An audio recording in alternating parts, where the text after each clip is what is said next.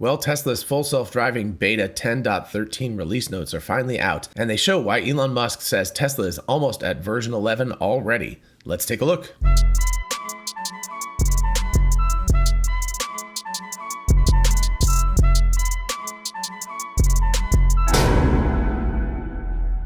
And for those of you interested in investing, check out WeBull, an amazing platform for buying and selling stocks, and now cryptocurrencies like Bitcoin, Dogecoin, and others. Open an account and get a free stock valued at up to $200, and fund your account and get another free stock valued at up to $1,600. Check out the link in the description and help the channel at the same time. Hey y'all, it's Dr. Know-It-All. I had another video all queued up and ready to go out this morning, but this one takes precedence. So stay tuned. It's actually an interesting, not speculation, but kind of observational episode tomorrow. So anyway, a little bit lighter fare after some pretty heavy duty things going on recently. Anyway, release notes came out. I was like, well, I got to usurp that and do that first. But first, let's start with a tweet from Elon Musk from July 13th, because that actually tails into the release notes. And actually, I haven't talked about this on the channel just yet. I did tweet about it, but I haven't talked about it on the channel yet, but I think it's important for us to look at what Elon Musk said a few days ago. I was honestly waiting for the release notes to come out to talk about it, so there we go. It all works together. Anyway, Elon on July 13th said 10.13, which is full self-driving beta 10.13. Currently, I'm driving 10.12.2, as are most people, but 10.13 is starting to roll out finally. Anyway, he says 10.13 goes to internal beta tomorrow, would be July 14th, external next week, and today is what, the 18th. So anyway, it is next week now, according to this. Should handle Chuck's complex left turn, by the way, Chazman, or Chuck Cook. He is now famous. He's in the release notes, and that's pretty cool. I will leave a link to his channel, his YouTube channel down below, and of course you should follow him on Twitter as well. But if you haven't watched his crazy left-hand turn that he does, I think it's around Jacksonville, Florida. Anyway, it's an absolutely insane thing, and he's a brave man for doing it over and over again. But anyway, it said it should handle Chuck's complex left turn. Beta version 11, hopefully end of next month, which I guess would be the end of August, according to this, which just amounts to incorporating highway. Importance of V11 has been reduced by all the 10.x releases. We're already mostly at version 11. So version 11 has been called the single stack to rule them all. It's been in testing since last summer, so almost a year at this point, as far as I understand it. Obviously, I don't have any inside information from Tesla, but that's what it seems like it's been going on. Anyway, what's been happening is that we've been going from kind of hard-coded C, C++, a lot of basically if-then statements, more and more towards a neural network architecture, which is the thing that's, the much more advanced way of doing it, and obviously is the one that has more headroom. I've talked about this a lot before, but essentially what was supposed to happen was we had version 10 of the software, and there was supposed to be a big step change from version 10 to version 11. And what Elon's saying here is that we're getting kind of incremental baby steps instead. Yes, I cut my finger. Anyway, we're getting incremental baby steps instead of one really big step change. It will be a really big step change to put the highway on, on the new stack. The highway stack is really, really solid, except for some places that it has problems, and those places are very, very annoying. So what you don't want to do is take a really big step backwards in terms of safety and the drivability of the highway stack in order to get those few extra advantages that you will get out of the other software. So anyway, I can see why they've been really hesitant to do that, but it sounds like that's going to be the big thing. So most everything else with full self-driving beta is already now rolled into these 10.x releases. So 11 is just going to be testing it on the highway and seeing what happens. I don't have 10.13 yet, like I said earlier. So this is just the release notes. I will do, of course, a first drive with 10.13 as soon as I get it.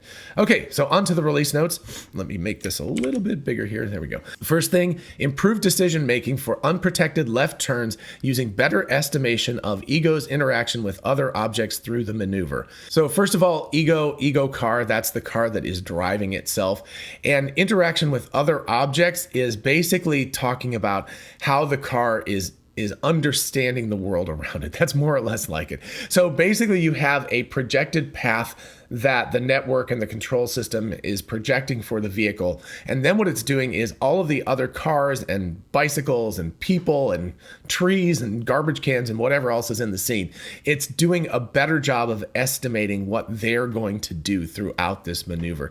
This is, it's nice to see, but this one doesn't have as much sort of like specificity as some of these other release note things. But of course, the important part of this, it should make the turn much more smooth.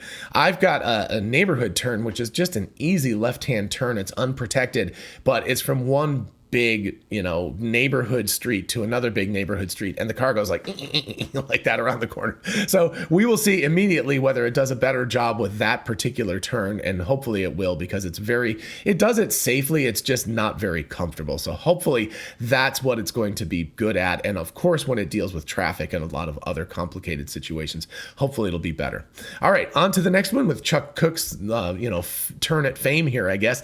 Improved stopping pose while yielding for crossing object at Chuck Cook style unprotected left turns by utilizing the median safety regions. So if you don't know his turns, he's turning out of a residential road that is occluded. It's got a fence and trees and all sorts of other stuff. And then there's 3 lanes of very, very fast. I think the speed limit's 50 there, but people obviously drive faster than that. So there's 3 lanes of that, a very narrow median that's just a couple of meters wide, and then 3 lanes going the opposite direction. So if you make that turn, you have to go out, and if there's traffic crossing going from the right, you have to go in at an angle, because the median is not wide enough for you to fit in vertically like this, or perpendicularly, I guess. So you can't drive up like this and then make the second half of the turn. You have to drive in and partially make the left-hand turn and then continue on. So anyway, this will be fascinating. Chuck has been using this as a kind of a benchmark for, gosh, I think it's close to 2 years now.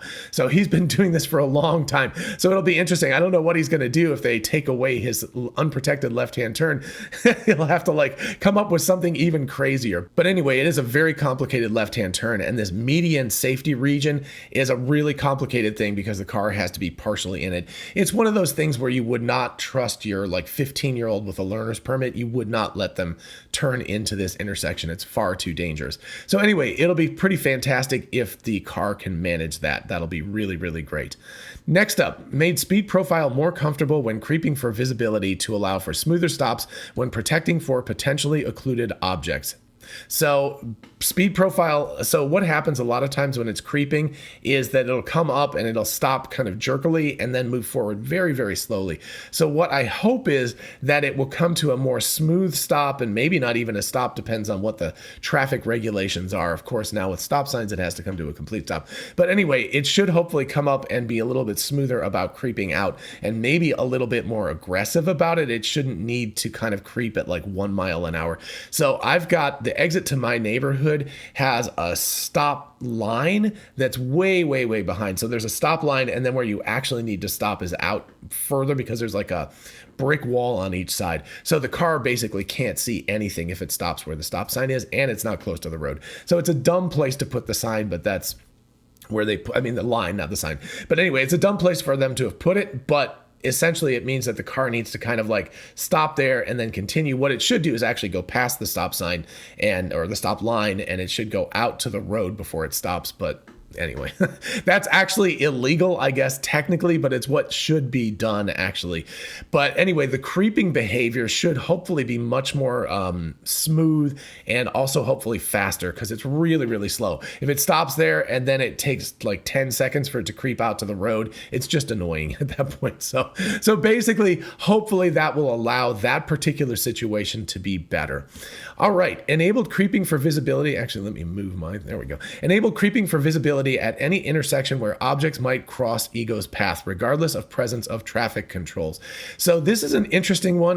This has got to be a relatively rare case, but essentially what we're talking about is, even if you don't have a stop sign or something, or a traffic light or whatever, if you get to an intersection where it's possible that people might be oncoming and could hit you, that the car might have to slow down or stop in order just to be safe. So that's a really interesting aspect of that. I have not had, come across that. It's got to be relatively rare that it would be regardless of presence of traffic controls. But anyway, you can see here how the creeping behavior is being, tweaked by Tesla. It's something that's important because the creeping behavior at present is somewhat less than ideal at this point. It gets the job done, but it's less than ideal. So hopefully what these two notes together actually are telling us is that the creeping behavior in 10.13 will be much more comfortable and smooth and something that human beings can just not have to worry about. We can just enjoy the ride and not be sitting here going, what is this car doing? I think that should be the upshot of these two notes in the full self-driving release. All right, on to the second page of this. This actually gets a little bit more interesting because there's a little bit more actual numbers in this particular page. So we can talk about things in slightly more definite terms. Anyway, the next one is improved lane position error of crossing and merging lanes by 22% by adding long-range skip connections and a more powerful trunk to the network architecture. All right, so first of all, let's talk about what this is, and then we'll talk about the pieces of the puzzle here.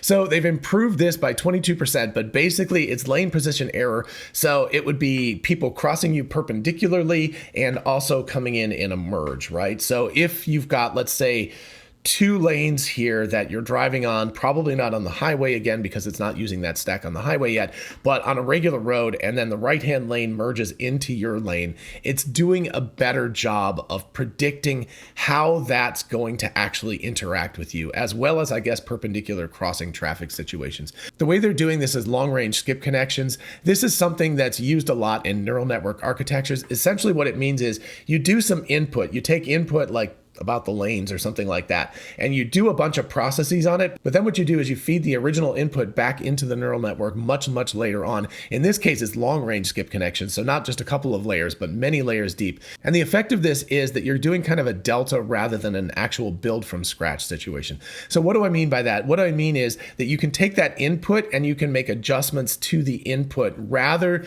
than having to come up with something from scratch. It's a little bit complicated. Hopefully that's a reasonable explanation of what's going on. But effectively what it does is it makes the work that the neural network has to do a little bit easier. It's only adjusting for changes, not building something from scratch. So that's kind of the way that long-range skip connections actually work. And then the more powerful trunk to the neural network architecture is actually going to have effects on a lot of different things. But that's sort of you've got inputs. The way that at least I've seen it from earlier AI day and things like that from Tesla is you've got inputs to the network, then you've got the trunk of the network, which is kind of immortizing a whole bunch of neural network architecture to process many different things at once. And then you've got the heads of the network that pop out from this. So they were calling it the HydroNet a while back. Maybe they're not calling it that anymore. But whatever it is, the trunk part is the place where you're doing a lot of work with sort of general neural networks that can process many things at once. And then it feeds it off to the heads to do individual, kind of finishing work. So anyway, making a more powerful trunk is actually critical because if you can do that, that not only helps this lane positioning error situation, but everything else that's going on with the neural network trying to predict how your car is going to interact with the world. Next up, we've got improved pedestrian and bicyclist velocity error by 17%. So that's good. You definitely want to make sure you understand what pedestrians and cyclists are doing, and 17% better prediction of what their velocities are going to be like is really important. And this part is interesting, especially when Ego Car is making a left-hand turn by improving the onboard trajectory estimation used as input to the neural network. So what that means is, if you think about it, it's one thing to predict whether people and cyclists and whatever are moving around in a certain way if the car is still, but if the car is actually yawing and doing all of these things at once at the same time that it's trying to predict all of these velocity estimations about pedestrians and about cyclists while it's doing a left-hand turn, that's much more complicated because the car, the sort of center, the origin of the universe for this vehicle, for the Ego Car, is moving and rotating at the same time. So it sounds like what they're doing here is they're adjusting a bunch of onboard trajectory estimations while the Ego Car, while the origin of your Cartesian coordinate system is moving. So that's really interesting that they're having problems with that. I mean, it makes complete sense, but also really cool that they're now getting to a point where they can improve the prediction of trajectories of other objects while the Ego Car is in motion. And remember, it's not just straight line motion here. Making a turn is it's yawing at the same time as moving at a velocity as well. So you're changing the vector of the velocity anyway. So basically it just means that it's doing a better job with the car moving and turning at the same time, also predicting what's going to be happening to cyclists and pedestrians. And remember, they're vulnerable road users, so it's really important to project what they're doing even more than a car. If you get in a fender bender, that sucks and you have a bad day, but if you hit a pedestrian or a cyclist, that's like life-changing to you and of course the person that you hit. So it's really important to do as good a job as possible with that particular class of people that are out there. This next one's rather cool here too. Improved animal detection and recall by 34% and decreased false positives by 8% by doubling the size of the auto-labeled training set. So first of all, doubled the size of the auto-labeled training set. Auto-labeling, that means that the computer is now, you've got Dojo or whatever it is, the GPU cluster, auto-labeling this stuff. And when you hear about Tesla laying off labelers, I think a lot of the reason why is because their auto-labeler is now so good that there's less work for the human beings to do. So I feel bad for the people who've been doing labeling all this time that they got laid off, but it's also a really big net positive because it means the computer is able to do it itself. But anyway, doubling the size of the data set is really, really crucial. And I'm sure this data set was really big before, so, you know, we're even bigger. I often will hit the little feedback button when I see things like deer or cars or anything that the vehicle doesn't visualize, because I feel that that's probably going to help this situation. So maybe one or two of my little like notes have actually ended up in this data set. That would be cool to think about. And if you recall what recall means, that's funny. Recall is a statistical thing, and what it means is total positives divided by total positives plus false negatives. Reducing this effectively means getting rid of false negatives. So what you don't want to do, you would rather have a false positive than a false negative. In other words, you'd rather see a dog that is not in the road than not see a dog that is in the road, or a squirrel or a deer or anything like that, right? So you'd rather get rid of that. So you'll notice that what you've got is you've reduced that by 34%. So that's a third better, right? It's much, much better than it was. But you've also improved your precision by 8%. And so you've actually gotten rid of false positives as well. False positives aren't as important. It's annoying if the car slows down or something like that, phantom braking situation, but not nearly as bad as if you ignore, you know, a real animal that's out there and hit it. That would be bad psychologically. And if it's a big enough animal, of course, it would be really bad for the car as well. Next up, we have improved detection recall of faraway crossing vehicles by 4% by tuning the loss function used during training and improving label quality. So improved detection of recall of faraway crossing vehicles. Remember, false negatives, you're not ignoring something that you should be seeing. So this is not like your car is up against a traffic light and there's people going crosswise against you, right? This is a situation where you're maybe on a fast traveling road and there's vehicles way in the, you know, hundreds of meters away that you should be able to see and kind of adjust for speed, right? So you're coming up on that and you see cars turning out and you see cars going across, and you know, backcountry highways are the exact kind of situation where this can come in. But anyway, the further away you can actually see these things, the better, because you can make slight adjustments to speed rather than having to slam on the brakes at the last second. So that's really, really important for comfort and for the convenience for everybody. And here you can see they're only talking about 4%, but 4% is still a big deal. And they're tuning the loss function, which means examining how you punish the neural network system if it does a bad job. That's essentially what a loss function is. It's a mathematical way of saying that. But basically, they've improved the loss function and they've also improved the label quality, which means that either the auto labeler or some poor human beings have gone in there and labeled really far away things. Remember, from the camera's point of view, a really far away car is only just a couple of pixels. So it can be very difficult to distinguish that from just background stuff, you know, or a bird that's closer up or whatever. So anyway, it's really difficult. This is a big challenge for a visual system that doesn't have radar included. So it's actually a good thing, even though it's only 4%, it's really good to see the visual system keep getting better and better. And by the way, if you haven't seen my episode on Transformers, you should definitely check that out. I'll leave a card to that up there. It talks a lot about how all of this stuff can be improved through the use of Transformers neural networks. Next up, improved the is parked attribute for vehicles vehicles by 5% by adding 20% more examples to the training set. I love how they just say adding 20% like no big deal. This is a huge amount of effort to be able to add the data to the training set. The big thing with is parked, of course, is just what it says. It's basically you're driving along, and is the car that you're approaching parked, or is it just stopped temporarily? I have a problem, and it'll be interesting to see how 10.13 handle this.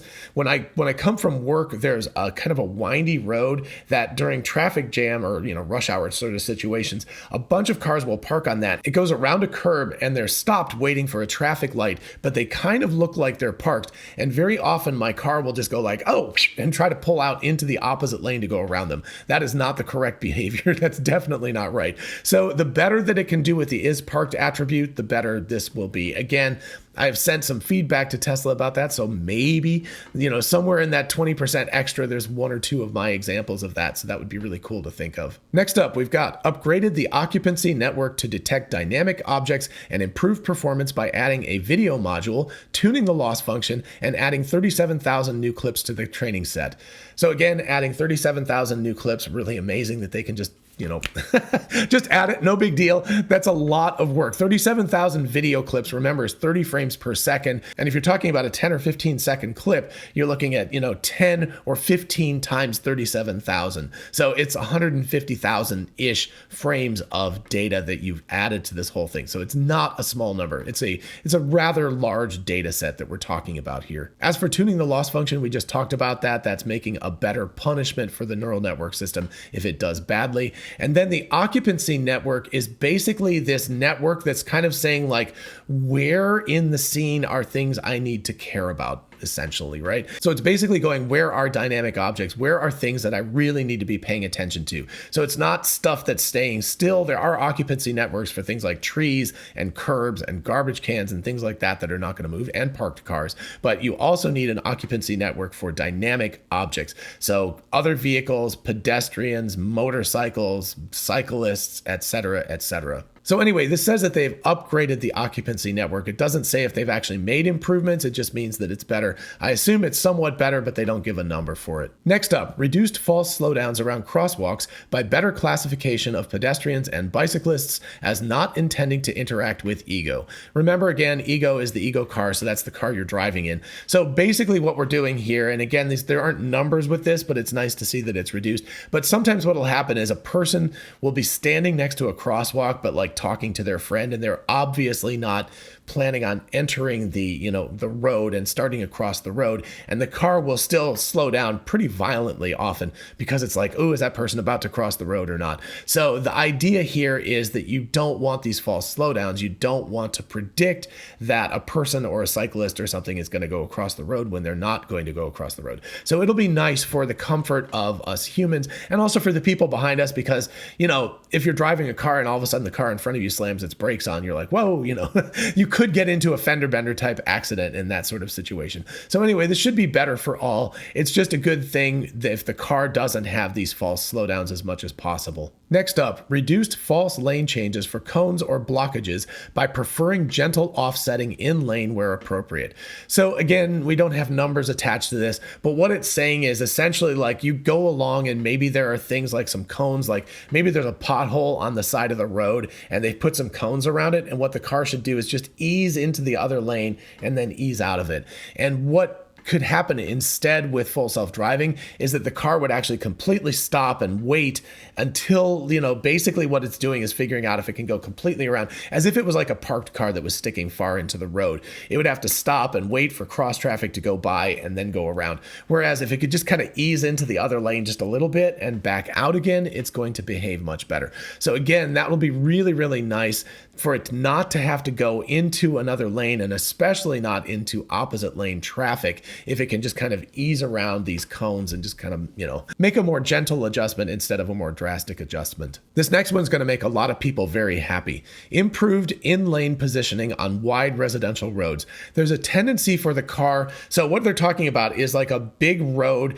that doesn't have a center lane in the middle of it. So a lot of neighborhoods have that. And what the car does is it tends to drive right in the middle of the road, which is, not terrible. But at the same time, when a car's coming the opposite direction, you have to do that dance where you both move out of each other's way. So I think what it's going to do is right bias a little bit more. It's going to get you closer to the right-hand side of the road so that you're not kind of driving right down the center of these unmarked roads. This next one, interestingly enough, I feel like already was covered with the left-hand turn situation. I think that was note number 1, but it says improved object future path prediction in scenarios with high yaw rate. So the high yaw rate, remember your car is doing this. It's driving forward. Oops, let's see. Your car's driving forward, and if it makes a turn, that's yawing the car, right? That's what the kind of rotation we're talking about here. And we already talked about that with the unprotected left-hand turn. When it gets in there, it's got to predict the motion of a lot of other objects around it as it's not only moving forward, but also yawing. It's also turning. So I think it's basically the same note. I'm not sure that there's any difference between these two, but essentially what it's doing is it's better able, while the origin is translating and rotating, remember for the ego car, to be able to keep track of what the velocities and positions and all of that stuff and future paths of all these other vehicles will be. So it should make everything smoother. These turns and things, that's where the high yaw rate is, right-hand turns, left-hand turns. At that point, it should be much, much smoother because it should be able to keep track of the velocities of other objects around it. So again, just should improve turns. It should make them much smoother, and it should make the car more confident and less kind of hesitant and jerky. And we finally get to the last note, which actually I think impacts our Canadian friends to some extent. We'll get to that in just a second. Improved speed limit sign accuracy on digital speed limits by 29%. So if you don't know, at least in the United States, there are places where the speed limit can change and they just have a digital sign and it'll say like 55 miles an hour and then it changes to 65 if the conditions are better or something. And the car is not particularly great at reading those signs. So it'll be really good for it to be able to improve that by 29%. That's great.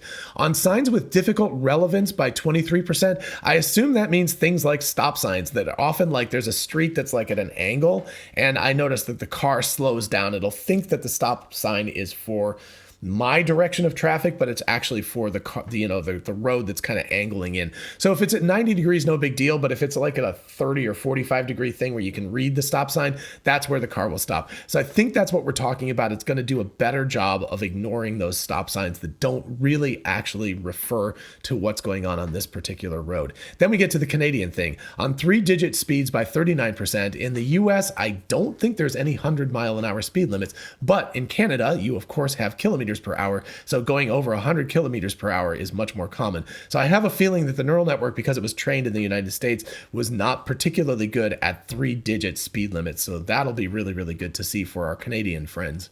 And on speed limit end signs by 62%. So there's also things like, 45 mile an hour zone ends, and that's telling you that then you can go back to driving 55 or something. And the car pretty much ignores those right now. So hopefully that will do a much better job of when it's going 55 and then it's down to 45 and then it says end of construction or end of 45 mile an hour zone or something like that. It'll go back up to 55, its normal speed, without a human having to intervene and change the speed limit manually. And finally, we get to the how. Neural network was trained with 84% more examples. So again, almost double the amount of data before in the training set, and with architectural changes, which allocated more compute in the network head. So I think what that means is, again, we've got the inputs, we've got the trunk, and we've got the heads. So what it's doing is it's taking some of the compute that was being done in the trunk and putting it in the head that was designed to read speed limit signs and react to them. So that's my assumption what's going on here.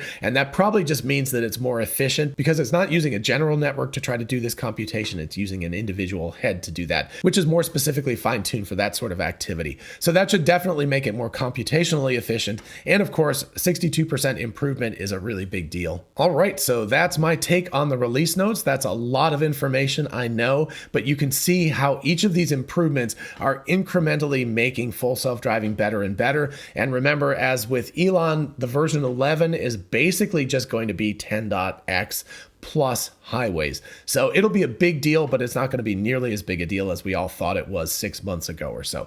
So anyway, I can't wait to drive it the first time and see how it goes. I'm hoping that I will see a lot of these improvements myself.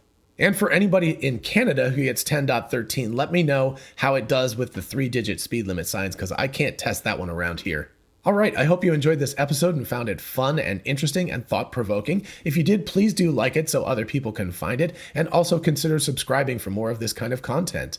As always, a huge shout out to my patrons on Patreon. Thank you all so much for your support. I hope this is a fun episode for you as well. A lot of us on Discord have been discussing 10.13 and we all can't wait to get it. And so the first person who gets it from our group is going to have bragging rights. So we'll see who actually gets 10.13 first. And of course, if you want to join the team, just check out the link in the description. And if you're interested in a whole bunch of really cool merch, check out our merch store. Link is in the description. We have TeslaBot t-shirts, the Tesla meme t-shirt, success is a possible outcome, 4680 battery cells. All of that stuff is on t-shirts, mugs, tumblers, and on. So check it out. And for those of you interested in investing, check out WeBull, an amazing platform for buying and selling stocks, and now cryptocurrencies like Bitcoin, Dogecoin, and others. Open an account and get a free stock valued at up to $200, and fund your account and get another free stock valued at up to $1,600.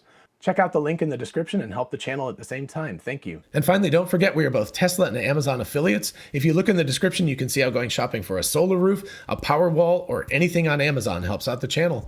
In the meantime, I'll see you in the next one. Bye-bye.